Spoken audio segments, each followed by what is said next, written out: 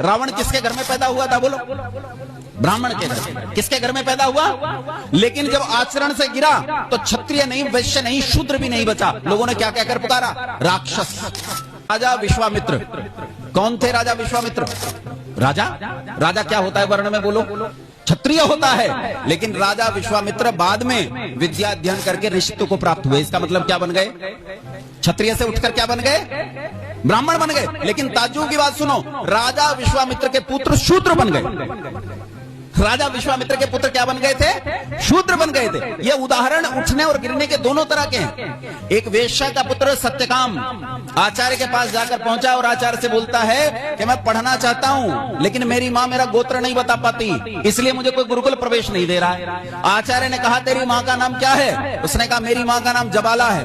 आचार्य ने कहा कि तेरी मां का नाम जबाला है, आज से तुझे जाबाल गोत्र से जाना जाएगा, आज से तेरा नाम सत्यकाम जाबाल है। और उपनिषदों में सत्यकाम जाबाल ब्राह्मणत्व को प्राप्त हुए, ऋषित्व को प्राप्त हुए।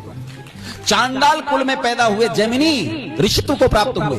अपराधी के घर में पैदा हुए एलूश ऋषि बने। ये इतने उदाहरण दे सकता हूं आपको कि आप गिनते गिनते थक जाओगे। रावण किसके घर में पैदा हुआ था बोलो? ब्राह्मण के घर में। किसके घर में पैदा हुआ?